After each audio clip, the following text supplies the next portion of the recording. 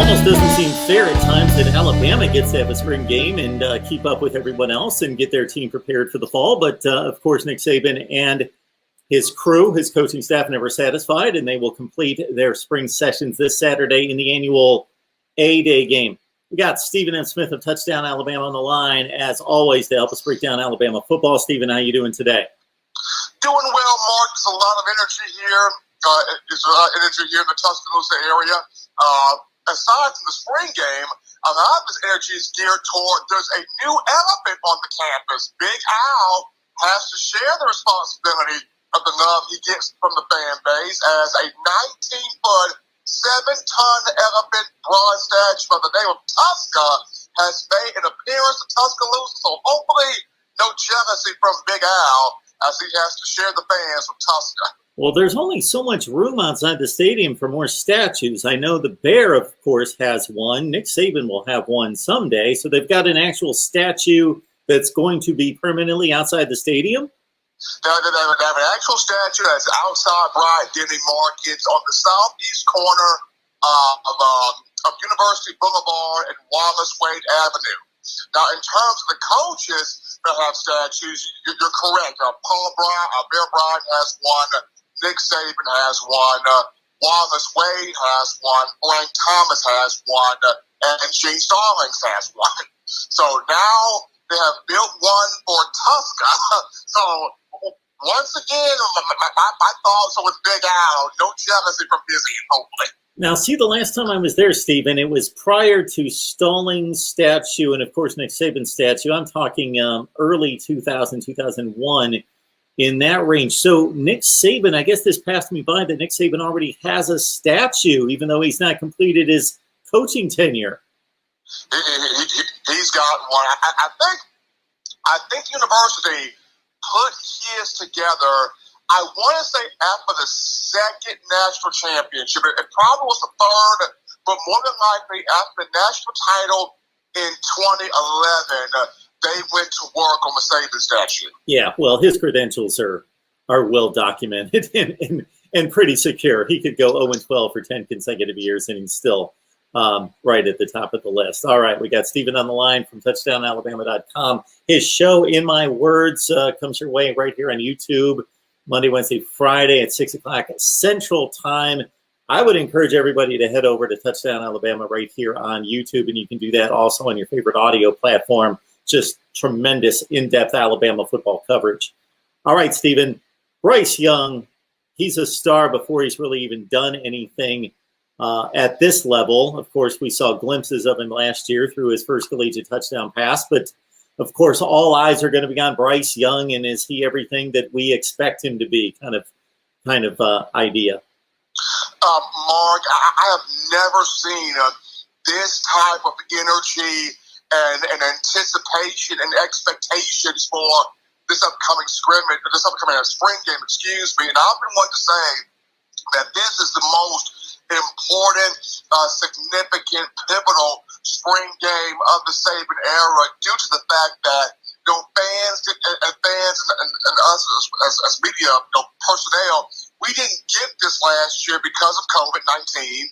We didn't get this because of the coronavirus pandemic. It was pried from our hands, but for a lot of the Tide faithful out here, they are tired of hearing, they're tired of hearing the stories, reading the page clippings. They want to see, is the magic real for themselves? When you talk about one, Bryce Young, Coach Saban has been very high on this young man. He has had an incredible spring through 2 scrimmages. We're looking at 7 touchdown passes from him. He's talked about it. Bryce has taken full command of the playbook, full command of the offense, full command of the team. But now the people, the consumers of Tide football, they're ready to see it. Is the magic real? Can he be consistent? Is this guy the real deal? I've waited a good minute to see what Bryce Young can do. I mean, if you could take the pulse of the Bama fans right now, Mark, it'll be like a flock of pit bulls waiting for that scrap of meat to fall. That's just how hungry this fan base is to flock and pile inside of Bryant-Denny this Saturday to get a glimpse of What is number 9? Is he the real deal? Is it real? They're ready to see Bryce Young. You can get your Alabama mask for free Alabama mask at voiceofcollegefootball.com. We've got 35 teams available, of course, including the national champions, voiceofcollegefootball.com. Even if you don't want a mask, check out our new site. It's about 2 months old, and we are certainly adding fresh content to it all the time. So please check it out, voiceofcollegefootball.com. Stephen M. Smith on the line, touchdownalabama.com. Can't think of a better guy to have on here to break down the spring game as we approach the A-Day game. The running back room, well documented in regards to the tandem that Alabama typically has in the backfield, and that's even expanded in recent years to 3 and 4 deep that will have a future in the NFL. You've got your eye on somebody in particular in that room that could make a splash because he's had a nice spring session. Absolutely, Mark. And that young man is Roydell Williams, the alumnus of Hueytown High School in the Birmingham area. And Roydell, he has a gear to him, a very special, talented gear to him. The guy had over 5,000 rushing yards in high school, 92 total scores, 84 of those on the ground, played a variety of positions, but more notably at running back. And this is somebody who's kind of fighting for recognition, Mark, in a crowded room. He's fighting the likes of Brian Robinson. He's fighting the likes of Jace McClellan. He's fighting the likes of Trey Sanders. He's fighting the likes of Keegan Robinson. Just so many guys in a crowded room, in a crowded area that Roydell is trying to get the coaching staff to see him, look at him, and recognize what his potential is, his capabilities are. But in the Tide second scrimmage, Mark, the young man really came to life out there on the field. Had over 100 yards rushing, including he broke a 40-yard touchdown run to the house, showing the burst, showing the speed, the gear, the athletic ability, the acceleration. And even though the Tide had a few offensive linemen dinged up, in that second scrimmage, it didn't matter who were the linemen in front of Roydell. Number 23 had a goal in mind. He ran with purpose. He ran with drive. Really caught the attention of Coach Saban. And in this spring game, Mark, Roydell Williams will be a guy that I'm going to have my eye on because he looks to show that as good as Brian Robinson is, and he's a leader. As good as Jace McClellan is, as good as Trey Sanders is, and other guys on the roster, he wants people to have their eye on him as well. So, Roydell Williams, the sophomore, is a guy I'll be looking at. Stephen, you've done a nice job of breaking down the offensive line as you typically do for us during the offseason. And in particular, the leadership and the vacancy there left by Alex Leatherwood in particular, but others across the offensive front. So just want to clarify for everybody out there, because we saw the Clemson spring game 2 weeks ago, and they split up their offensive line. They split up their defensive line, but we're looking at a situation where the ones take on the ones, the twos, and you're looking at that offensive front this Saturday. Oh, absolutely. So we look at the offensive line here, Mark, especially for the Crimson Tide. Like I mentioned, they got a couple of guys sort of banged up on the line when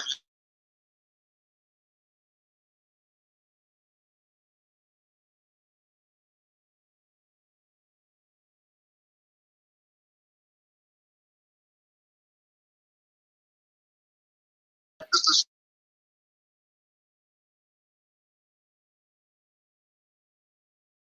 issue. So Alabama kind of down some of the depth there on the offensive line. Now I believe Evan Neal will go in the spring game, and I think Javion Cohan will go in the spring game. But Todd will look to have a lot of young guys on the offensive line. Tommy Brown, who's got experience in terms of the knowledge of the system, but not a lot of experience in terms of playing on the field. So you're going to see a lot of Tommy Brown out there. You'll see some Tanner Bowles out there. A few guys like Damian George will be out there. And also some of the freshmen, like your Tommy Brockermeyers, your J.C. Latham's guys on that front. Now, the good thing here for the Tide's offensive line is when that depth comes back, when those guys that have been nicked up, kind of banged up, when they come back in the ball, the left side of that line will be solved at that point because you have Evan Neal at left tackle, Emil Ekiyor at left guard, and then at center, Chris Owens at that spot. Now, the right side of the offensive line, that's where it's going to get interesting because I believe that's where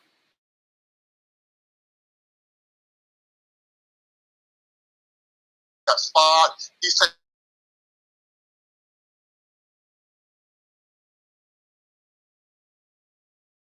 a really good showing, especially last season and before he sustained the injury. So when Quick gets back, he'll be pushing Tommy Brown for right guard, and then at right tackle, you kind of got a five-man Russian roulette battle going here between Javion Cohen, Kendall Randolph, Damian George, J.C. Latham, and Tommy Brockemeyer. Now, to me, I think J.C. Latham is a freak of nature.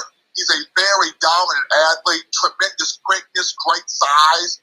For him, it's just how mentally ready is he? If he is mentally ready to go, then he will win the starting job as a freshman at right tackle. If he's not mentally ready to go, then you will see Saban go with the fifth-year senior and Kendall Randolph, who's played 8 out of football. But J.C. Latham, it all comes down to how mentally prepared he is. But Bama's got some guys kind of nicked up here, Mark, on the offensive line. Once those guys come back to the ball, I feel like you will have 4 strong guys and then a 5th guy who will be your swing man. And as the season progresses, that 5th guy will get stronger and stronger. Stephen, before we move on to the defense, got a question for you just in regards to your analysis of spring football and the spring game in particular in terms of what you can take away from it. Because for me, the quarterback's not going to be thrown a lot from the defense from a schematic standpoint, but you can tell obviously the sheer arm talent, the timing, the accuracy, the velocity, all those things. You can match up a wide receiver and defensive back and see who's winning that battle because it's just like a game. They're on an island. They're by themselves. The line play is a bit difficult, and depending on the rules regarding the tackling, obviously the quarterback's elusiveness, it's difficult to gauge because it's a flag football game. It's a tap football game as far as the quarterbacks are concerned. So, you know, what's legit out there for you in regards to, and what's not necessarily as easy to determine because it's not a full throttle game? I think number one, Mark, the legit thing for me is going to be the chemistry between the quarterbacks and the receivers first and foremost. Because if you look at this, not only did you lose Mac Jones at quarterback, but you've lost 4 aces at wide receiver. And Devontae Smith, Jerry Jeudy, Henry Ruggs III, and Jalen Waddle. So the connection between Bryce Young and these receivers, that's going to be a big deal. Like, what is the chemistry like between Bryce and Slade Bolden? Young and Xavier Williams, Young and Siobhan Baker, Young and even the tight end group where you discussed Jamil Billingsley and Cameron Latu. So that's a legit thing. Wondering how the connection is between Bryce and the receiver room when you get them on a platform where there's going to be 50,000 fans, watching those guys on the field. So that's number one. Number two will be in terms of the offensive line. A legit thing here is how well can this group kind of hold its own, so to speak? Because you're going up against a veteran defense, an experienced defense, and guys that have a lot of playmakers on that unit. If the offense can kind of stalemate that group a little bit, then there'll be moments where the defense will be able to get to Bryce Young and touch him down, or two-hand touch and that type of ordeal. But how much can the offensive line sort of stalemate this group? Because if they can do that and kind of keep the defensive front from actually touching Bryce Young down, then that kind of tells Nick Saban, okay, I got a banged up group here, but they're still able to give me quality. They're still able to give me production. So that would tell, that would tell Coach Saban, okay, once I get the guys that are nicked up back healthy and back strong and good to go for the ball, I can have myself a pretty solid offensive line. And then defensively, the one legit thing here, Mark, is the speed of the game. How fast are these linebackers getting to the football? How fast are these defensive linemen, coming off the ball? And then the big thing here is the ability for this secondary to react and make plays, on the ball. And since 2018, the offense took over for Alabama. Ever since the Tide signed Tua Tagovailoa in 2017, and of course, the 3 years after that, Alabama has been more so offensive oriented. Mm-hmm. For the first time in a while, you got all of your talent, you have all of your experience, you have all of your marquee playmakers on defense. Pete Golding is now his 4th year, his 3rd year as the defensive play caller. So everything has sort of set up for not only him to take the step forward, but also the defense as a whole to say, we're done taking that back seat. We've heard all the talk about, we're not that good, we're not that great, and all the naysay out there. This defense is ready to sink its teeth into college football and really do some things. So the legit things, Mark, you can take from this 8-day game, number one, the chemistry that Bryce Young will have with these receivers, what will that chemistry look like? Will they be on the same page? Can they be on the same page? Can his offensive line sort of stalemate of his defense run a little bit? And then last but not least, the defense in terms of how much speed will they be able to generate in getting to Bryce Young, touching him down, affecting him, and affecting that first-team offense once it takes the field on Saturday.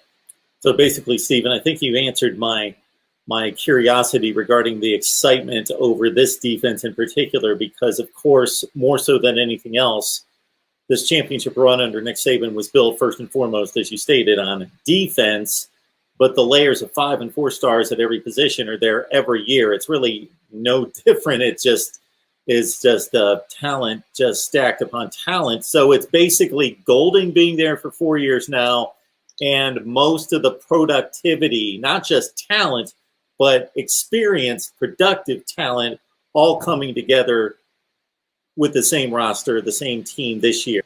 That's the excitement.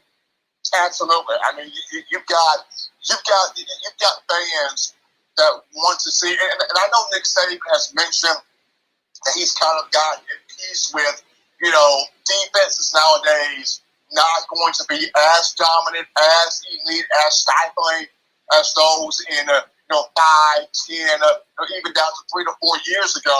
But you still have a lot of the Bama faithful as far as the fans, and you still have a lot of the Bama players on defense that feel like we can still pull out moments where we can stifle teams, we can dominate teams, we can have an opportunity to shut some teams down and take some programs out of their element. There's a chemistry right now going in the inside linebacker room where Christian Harris and Jalen Moody are concerned. Those two play incredibly well off each other. You know what you have an outside linebacker with Will Anderson and Christopher Allen back. You got incredible depth there on the defensive line. In the secondary, Josh Jobe is a corner for the first team group. Jalen Armour Davis is holding right now that second starting corner spot on the first group. Your two safeties are pretty much locked in now with Jordan Battle and DeMarco Hellams. It's now come down to there's a battle for one starting spot left in that nickel package, and that's at star between Malachi Moore and Brian Branch. So a lot of fans highly anticipating this defense to be back where they're used to seeing it. But this is a spring game, Mark. As I mentioned, people are just antsy right now. They want to see Bryce Young. They want to see Bill O'Brien. They want to see what this offense can do. And then they want to see defensively, can Pete Golding take that step forward and being a strong defensive coordinator. One last item here, Stephen. These scrimmages, so people get locked in on the spring game, of course, and it's the one that gets televised and people are at the game. But there are scrimmages prior to the spring game that, based on the coach's evaluation, is just as important. It's basically a full squad scrimmage and everybody's flying around and making plays. Based on your information, based on all the reports, the video that's come out, everything that you can gather, are there a couple guys that have really raised their stock during this spring session, these 15 practices? Oh, absolutely. Aside from Bryce Young, one guy I can think of right now that's raised his, that will play is Siobhan Baker at wide receiver. This young man had 2 outstanding scrimmages, caught touchdown passes in both. He has really come alive, full circle. A guy that's always had the physical tools and the skill set, but just needed to clean up some things to become a complete guy at 6'2", 195 pounds out of Georgia. So now I look at Siobhan Baker as somebody that can potentially start here on this offensive wide receiver.